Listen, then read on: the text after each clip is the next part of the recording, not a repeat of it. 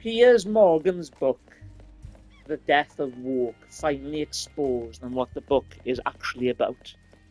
In the book, he kind of explicitly mentions that the culminating in the death of Walk was basically down to Donald Trump gaining the presidency in his second term.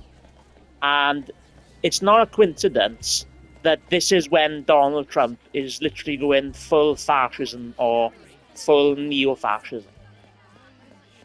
So Piers Morgan is literally just providing cover for the actual rise in global fascism, and celebrating Donald Trump's second rise and his fascist second term.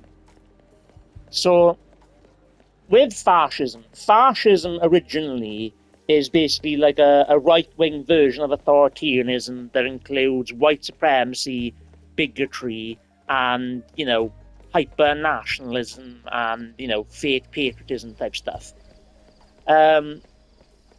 Neo-fascism is basically where a political leader is trying to become or wants to become full fascist, but they still are starting off and they still function within the democratic process.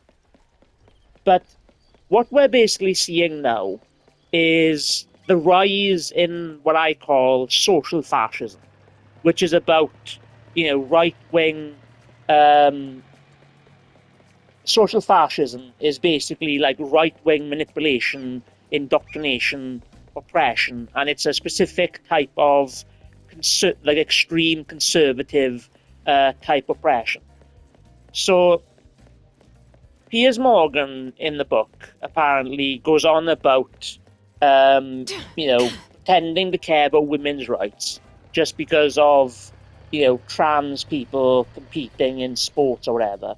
But what he's actually doing is he's actually providing cover for the right wing or the extreme conservative movement, actually taking away women's rights, taking away their rights to free healthcare, and even the right to and the ability to get divorced from toxic husbands and stuff.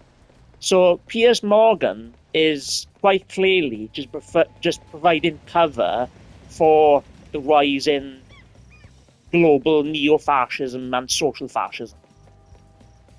But what Piers Morgan kind of either didn't have time to go into or didn't go into the book, or because what's basically happening in America is Donald Trump is basically losing and people are being turned towards leftism and progressivism. Because it turns out when you go full fascist, it just means people are going to turn against you, and it just means that you're going to end up creating political suicide. So basically that's what Piers Morgan's The Death of Woke is about. It's about, and it's even about celebrating the rise in fascism, and providing cover for fascism and basically projecting fascism onto the left. Because what Piers Morgan doesn't go into is what woke actually means, which is just a catch-all term for everything that's left-leaning. Defending minorities is woke. Acknowledging climate change is woke. Accepting mental health issues are real is woke, and all this kind of stuff. So that's basically what the book is ultimately about. And he does specifically mention, Donald Trump, gaining power and stuff like that in the second term, but failing to mention that, Donald Trump and his administration basically revealed all their plans through Project 2025, and the only stuff they're not doing is the theocratic parts. And Piers Morgan doesn't tell you about that in the book, or not as far as I know anyway. Because to be honest, I am just going by the cliff notes through Google AI, but it pretty much does give you a full summary of the book. But anyway, that's what the book is about. It should be called The Death of Woke and the Rise of Actual Fascism. And if he was a true centrist, he would have basically said how the certain civilian leftists going in this reactionary leftist direction is basically providing cover and paving the way for actual fascism. But that's not what he does in the book. He's quite clearly just attacking one side. And what Piers Morgan doesn't tell you is that Piers Morgan has basically been a government-controlled MAGA propagandist who literally does propaganda and disinformation for the Trump administration. And he's been consistently doing it in Trump's oppressive fascist term, where he's taken away he's taken control of education, stopping anti-discrimination in schools, actually going after his political enemies, demonizing his political enemies, trying to get them, ended. Basically revealing that they want to take actual full authoritarian control or fascist control over society through like NSPM7, where they want to outlaw any liberal and any non-fascist type thought. And, at the moment, Donald Trump is basically functioning within neo-fascism. It's just a matter of whether his administration will relinquish power after they get destroyed in the midterms and then, get destroyed in the general election. And the thing is that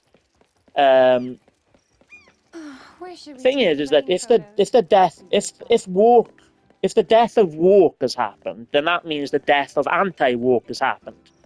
So, and at the end of the day, it's just like woke might have been defeated, but the left has not. And what we're seeing in the UK, the rise of the Green Party is in line with the rise of the Reform Party. And if Reform goes in Donald Trump's direction and replicates what Donald Trump is doing, Reform are basically destined to lose within 3 years. So wokeism might be defeated, but the rise of the left and the rise of progressivism is just the beginning.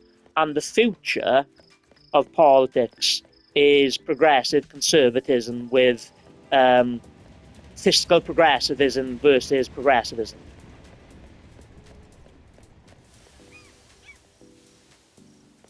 And fiscal progressivism is basically doing progressive policies to a fraction of a degree. But anyway, so that's basically Piers Morgan's book, actually exposed for what it was. This is the short version.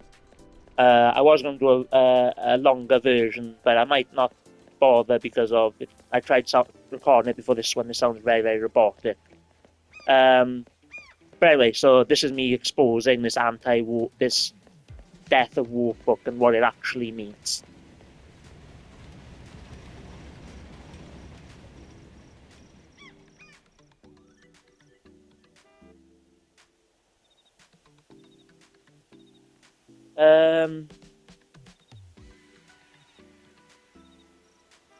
So thanks for thanks for watching the video if you got this far.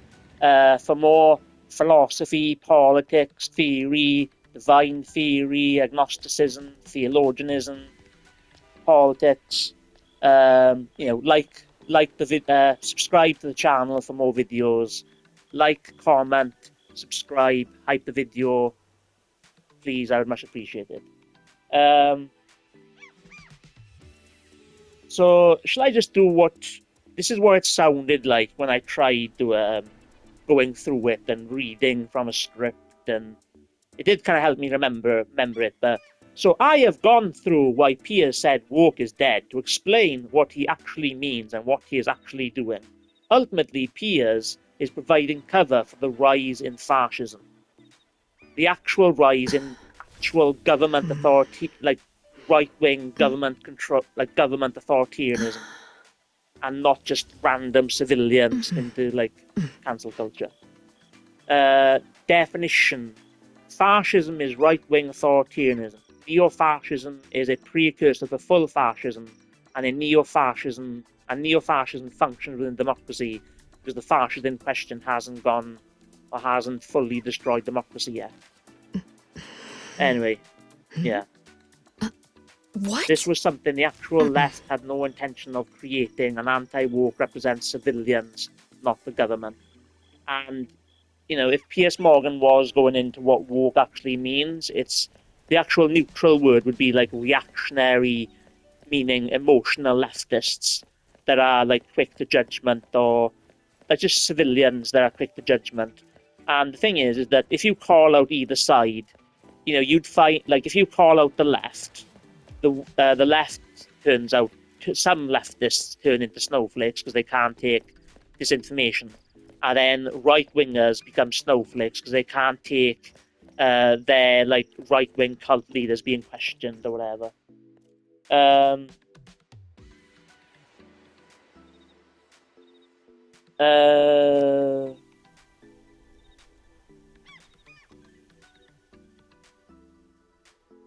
so he goes into like intolerant left, and it's just like being intolerant of bigotry is actually the normal position. And it's kind of like disinformation only people that are being propagandized will actually fall for, because they end up having like worsened media literacy skills based on having no like media literacy skills whatsoever. Um,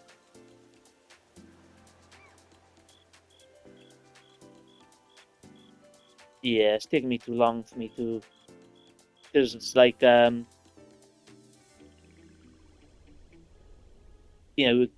this part is where like biological reality and women's rights, when he's pretending if he cares about women's rights, but he doesn't expose the right wing basically actually taking away women's rights when it comes to taking away their bodily autonomy to control their own bodies, their healthcare. It's her body, her choice, and also the extreme conservative movement, this social fascist movement. Um, they want to take women's ability to have divorces and things like that. Like, and Piers Morgan doesn't go into that at all. I haven't seen him cover that at all. So, not only is he providing cover for the rise in fascism, there's a bit here where he mentions the death of war culminates in Donald Trump's fascist reign, not mentioning that he going going in the fascist direction. So that kind of proves that he's actually providing cover for full fascism if he's not actually mentioning it.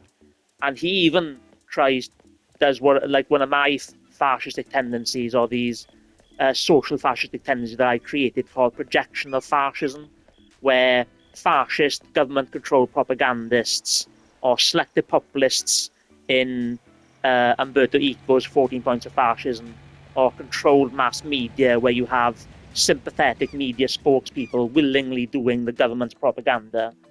Um, so So the fact that he doesn't mention Donald Trump was going to go fascism, or like in the fascist direction, or doesn't go into Project 2025, which he was outlining quite clearly. But anyway, and then he like completely outweighs people actually voting down to woke, and this whole woke thing is just a sign of right-wing disinformation and indoctrination and creating cults of personality and kind of stuff like that. So when he's talking about people voting, the small amount of people that actually like might have voted down to anti-wokeism, those people were just indoctrinated and stuff like. Um, So that's just him basically providing cover and even celebrating right-wing indoctrination and disinformation, and basically just psychological abuse and psychological manipulation. Um, but anyway, by going through a little bit of um, what I was going to record in the full video, this kind of turned into a full video, but I kind of end up going into some things that I missed. He's celebrating the rise of fascism, providing cover for Trump's fascism, um, overplaying um, the size of even woke people, overplaying the size of people voting against it, and ultimately, Kamala didn't even run on like woke stuff. She actually ran on being like MAGA conservative light. And people ultimately voted down to the economy. People wanted to control the borders. They didn't vote for authoritarianism and secret police basically put on the streets, or militarized personnel on the streets. People voted, like the independents voted to vote to control the border, not to completely stop immigration, creating a white ethno state. And Piers Morgan actually does that as well, by the way. And because he's obviously a right-wing propagandist, when he's talking about culture, British culture, he's actually talking about white culture, and basically talking about like covert supporting white replacement theory, and complaining about degrading like white cultures basically. But yeah, so so that's the full version, I guess. Please subscribe to the channel, subscribe.